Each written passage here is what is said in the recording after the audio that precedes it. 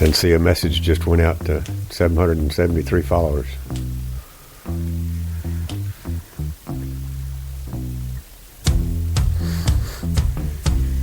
We live? I don't hear anything. You don't?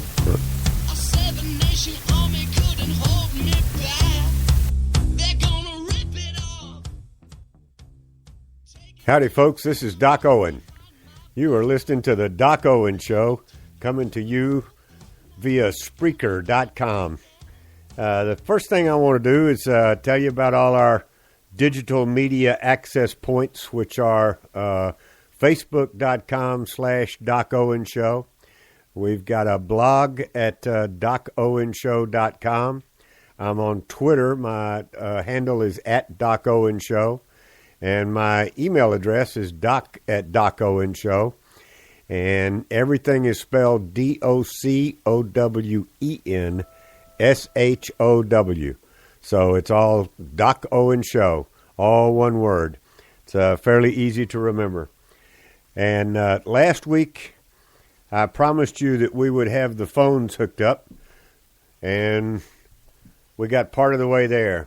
We still ran into some technical difficulties, so for future reference, we have got the phone number. You might want to make a note of this. It is area code 702-907-OWEN, or 6936 if you prefer. So it's 702-907-OWEN, OWEN, and the digits for that are 6936. We just ran into a little bit of, actually I think we've got probably a 25-cent part that is not grounded well, and it's jamming us up and providing feedback. So we decided to do without the phones again tonight. I regret it because I enjoy hearing from you and talking to you, but that's just the way it is. Also this week, the weather has cleared, so we've got Dynamic Dave in the studio playing engineer, which means that I get to just talk and have a good time. So everybody wave to Dave. Dave's waving back, just took his hat off and said hello. We don't have a mic set up for Dave yet, but we will in the future. I'm trying to decide whether the interaction between the two of us will make good radio or not. We'll just have to decide that. So last week, we put it out there and pretty strongly that we are interested in talking with about things that we felt were important to the youths, the young people, the folks that were basically anywhere from 3 to 13 years old when 9/11/2001 happened. And the best way that I knew to do that was to step back and put myself at that age, and which that took us back to the 1960s, which was called the era of turmoil. And I read to you some significant events that happened during the 60s, mostly as a reminder to myself because I was living it, and then gave you some personal experiences as to what that did to me. So as a point of trying to relate. We're going to extend that this year, tonight. We're going to go into the 70s. So again, I know that to most of you that are in the Ute category, the rest of the media calls you millennials. I don't like that terminology. I just think that's not fair. It carries connotations with it, both good and bad, and it's just not necessary. So there was one thing that jumped out at me through all of the events that we talked about in the 60s, and it was a part of the civil rights movement. It occurred in 1965, and if you'll recall, I told you that they passed a Voters' Rights Act, and the cover was the civil rights movement and the ability for disenfranchised people in the South, mostly black, to have the vote or have equal grounds to participate in the vote. One of the things that the Civil Rights Act did it was kind of buried in there and not a lot of people paid attention to, was it removed the requirement for a literacy test. In other words, as of 1965, you didn't have to be able to read nor write to vote. I'm not sure how wise a decision that was. What that does is that allows people who primarily get their information from the mainstream media, if you will, that allows the mainstream media to bend the truth. It allows them to do what they will with folks who don't have any other access to information. At the same time, as we all know and have talked about in the past, they have severely lowered the education standards, and they're talking about doing it again.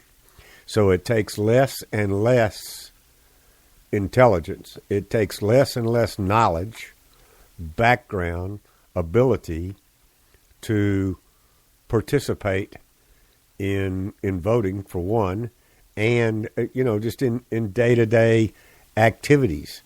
Unfortunately, in a lot of cases, there might be people out there who hold the same degree that you do, be that high school, be that college, be that an advanced degree in college like a master's, and probably even less likely in the PhD world, I would hope.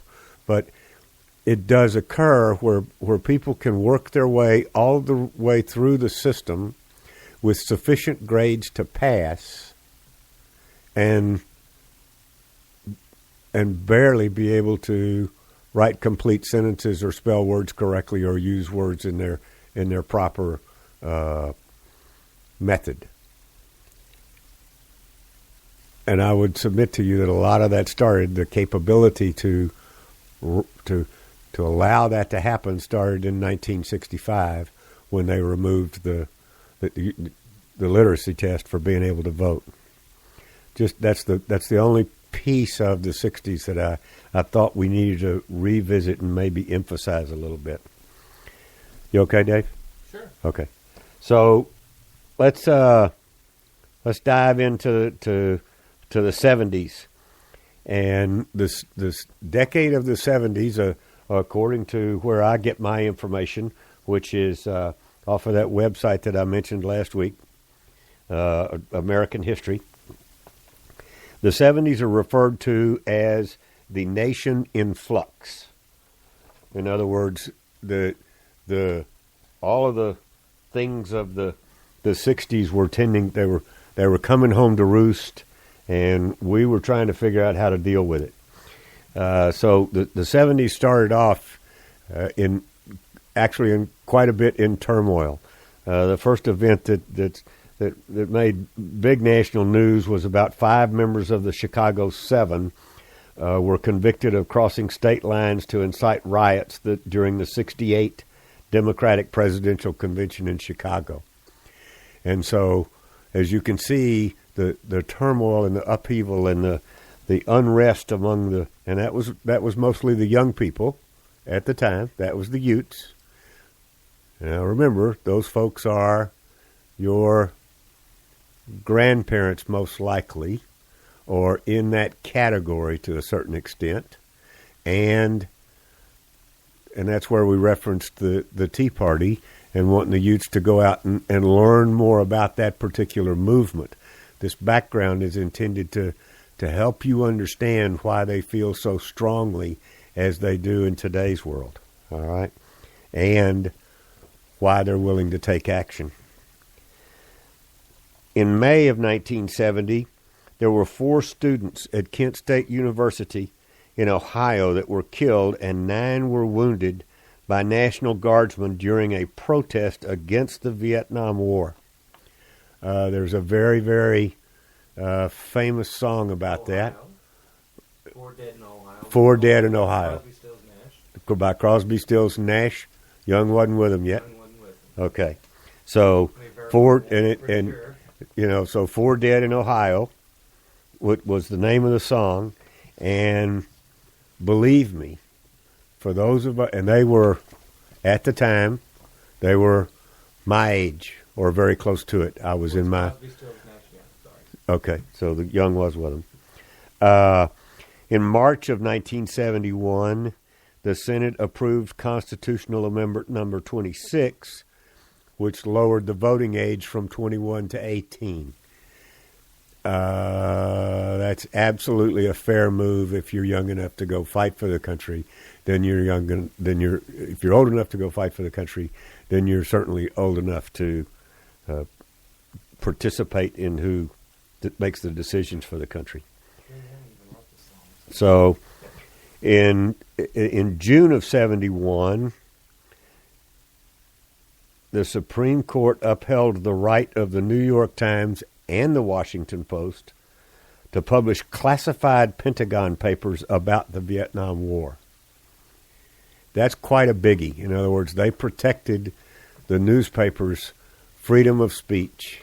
They got their hands on classified data and published it.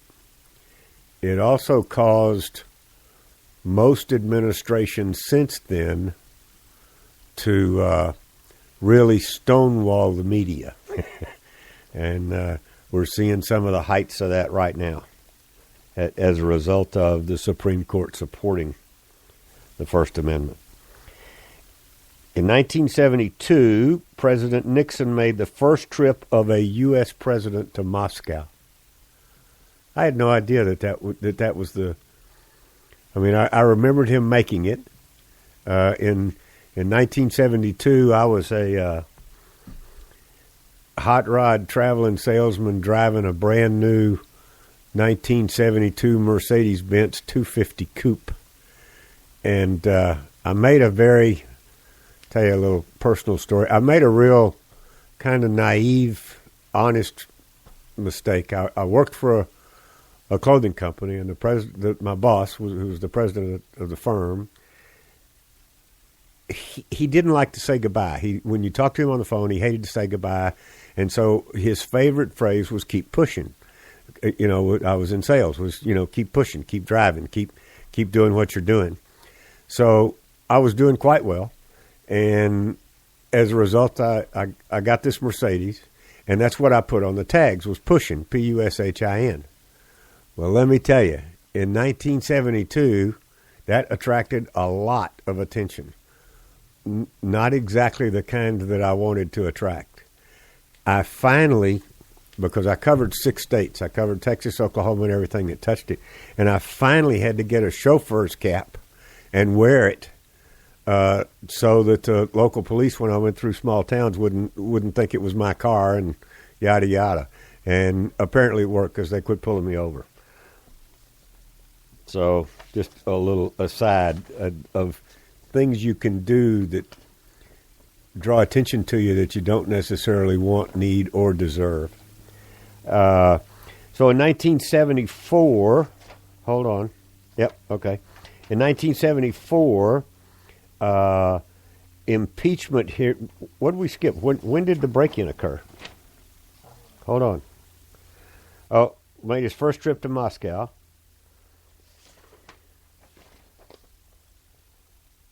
Okay, in 74, impeachment hearings started over the Watergate break-in, and most of you have probably heard about that, and it made Nixon stonewalled them for as long as he could. So that happened in May, and then in July of the same year, the House committee decided to file they fired 3 articles of impeachment against President Nixon. 1974. Right. Okay.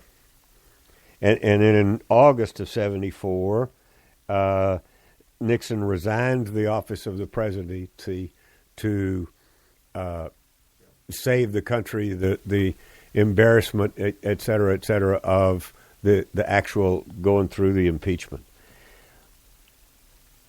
And then about a month later, his vice president, Gerald Ford, took over and pardoned him. So, all of that was going on in the spring and summer of 1974. And